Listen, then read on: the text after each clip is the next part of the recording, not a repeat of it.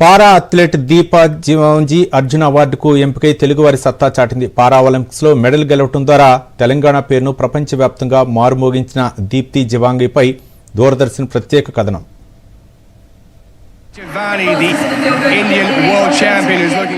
పారా Olympics 400 మీటర్ల T20 విభాగంలో కాంస్య పథకాన్ని సాధించి తెలుగు కీర్తిని ప్రపంచానికి చాటి చెప్పింది పారా అథ్లెట్ దీప్తి జీవాంజీ. ఆమె పాల్గొన్న ప్రతి పోటీలోనూ పథకాలు సాధించి తనకు ఎదురులేదని నిరూపించుకుంది.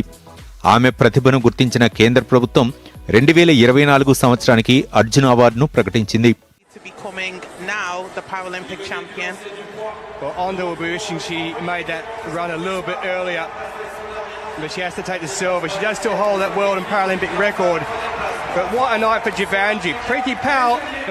ఇటు రాష్ట్ర ప్రభుత్వం కూడా ₹1 కోటి నగదు, ఉద్యోగం, 500 గజాల ఇంటి స్థలాన్ని కేటాయించింది.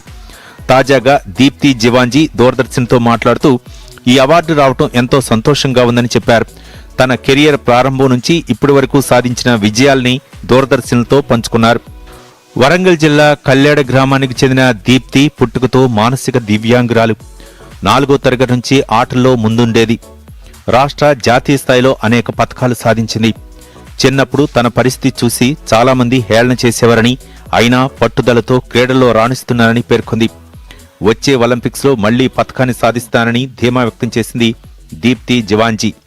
అప్పుడు నన్ను రమేష్ సార్ చూసి ఇక్కడ స్పోర్ట్స్ అథారిటీ ఆఫ్ ఇండియాలోకి తీసుకున్నారు. సో అప్పటి నుంచి ఇప్పటి వరకు సారే అన్ని దగ్గర ఉండి చూసుకుంటున్నారు. నెక్స్ట్ ఇప్పుడు వచ్చే ఒలింపిక్స్లో కూడా నేను మన దేశానికి గోల్డ్ మెడల్ తీసుకురావాలని నా ఫ్యూచర్ ప్లాన్. 2024లో పారిస్ వేదికగా జరిగిన పారా ఒలింపిక్స్లో దీప్తి బ్రాంజ్ మెడల్ దక్కించుకుంది. 400 మీటర్ల T20 విభాగం ఫైనల్స్లో 55.82 సెకండ్లో రేసుని పూర్తి చేసి ఈ తెలంగాణ యువతి కాంస్య పథకం కొల్లగొట్టింది. తద్వారా పారా ఒలింపిక్స్లో ఇంటెలెక్చువల్ ఇంపైర్మెంట్ విభాగంలో భారత్కు తొలి ఒలింపిక్ మెడల్ సాధించిన అథ్లెట్గా దీప్తి జీవాంజీ రికార్డు సృష్టించింది. దీనికి ముందు జపాన్లో జరిగిన వరల్డ్ పారా అథ్లెటిక్స్ ఛాంపియన్షిప్లోనూ 400 మీటర్ల రేసుని 55.07 సెకండ్లో పూర్తి చేసి దీప్తి సరికొత్త చరిత్ర సృష్టించింది. దీప్తి జీవాంజీ కోచ్ ద్రోణాచార్య అవార్డు గ్రహీత నాగపూరి రమేష్ మాట్లాడుతూ ఖమ్మంలో జరిగిన పోటీలో దీప్తి ప్రతిభను గుర్తించామన్నారు. ఆమెకు రాష్ట్ర క్రీడా హాస్టల్లో ఉంచి శిక్షణ ఇప్పించామని చెప్పారు. ఇప్పటికే 2 గోల్డ్ మెడల్స్ సాధించిందని, పారా ఒలింపిక్స్లోనూ తెలుగు రాష్ట్రాల నుంచి పథకం సాధించిన తొలి క్రీడాకారిణిగా నిలిచిందన్నారు. గతంలో ఉన్న కొద్దిపాటి పొలాన్ని అమ్ముకున్నారని, ఒలింపిక్స్ పథకం సాధించిన తర్వాత కేంద్ర ప్రభుత్వం ఇచ్చిన నగదు ప్రోత్సాహంతో తిరిగి అదే పొలాన్ని కొనుగోలు చేశారని రమేష్ వివరించారు. సో ఈ ప్రిపరేషన్ వల్ల తను అక్కడికి వెళ్ళి మనకు ఫస్ట్ 2 తెలుగు రాష్ట్రాలకే కావచ్చు, T20 కేటగిరీలో ఏషియా నుంచే ఫస్ట్ మెడల్ మనకి ఒలింపిక్స్లో.